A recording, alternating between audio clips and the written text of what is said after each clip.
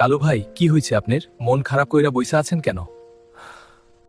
খুব অভাবের মধ্যে আছি রে আরান। তোর ভাতিজা কবির অনার্স কমপ্লিট করাইলাম, এখন অভাবের কারণে আর পড়াইতে পারতাছি না।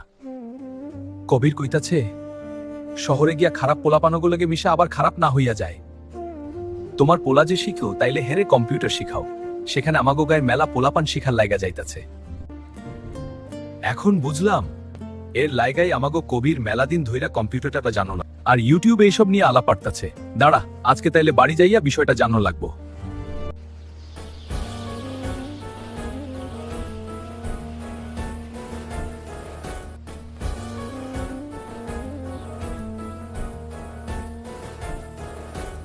আরে কালু ভাই, যে কি খবর ভাইজান?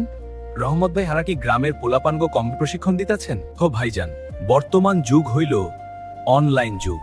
এই যুগে আইসা আমাগো গাঁও গ্রামছে, এই যুগে আইসা আমাগো গাঁও গ্রামের পোলাপান 100 বছর পিছাইয়া রইছে। গ্রামের মানুষ যুগের সাথে তাল মিলাইয়া চলতে পারতেছে না।